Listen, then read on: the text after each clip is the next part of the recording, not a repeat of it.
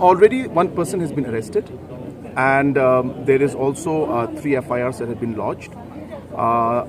Large number of people, I don't want to give numbers, I know the numbers, but I don't want to give it out, have been identified who were the main miscreants who have attacked innocent people, and necessary action is going to be taken against those people. People who were injured, they were given the necessary treatment. The injuries were not of a very serious nature. Of course, they were hurt, but it was not of a serious nature. And there were about 2 or 3 vehicles, mostly autos and scooters, and 1 gypsy, which I think belonged to the army, that were slightly damaged.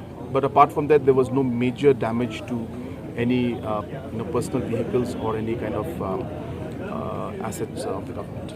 Engage and just come to conclusion of any kind of situation and give it a tag name of failure of intelligence. But in situations like these, especially when organizations are there who are asking for different kind of permissions to hold these programs, there is a sense that, of course, as they've mentioned, that they will follow the procedures and everything. There is, administration always believes that there is some sense of at least some trust in this entire process. And therefore, certain things come out completely as a surprise to everybody. And in this entire incident that happened, there were few selected people who were identified, and therefore it could be clearly seen that out of the 1,500 plus people who were there were very, very few selected who resorted to this kind of a violent activity. And hence, this was something that was completely came as a surprise. And of course, you can always be, can go to the conclusion and say that, well, you could have intelligence failure. These are all matters of assessment by any individual. But as I said, on a larger scale, when you have programs like these, when you give permissions, when you discuss with organizations, you expect some kind of a process to be followed in every way, and that they should always be, taking certain level of responsibility. And incidents like these, as I said, we cannot cover every single aspect.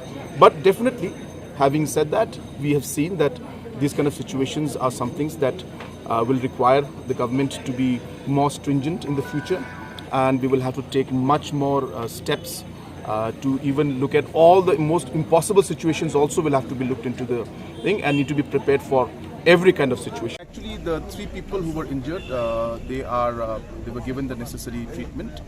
The injuries were not of a very serious nature. Of course, they were hurt, but it was not of a serious nature.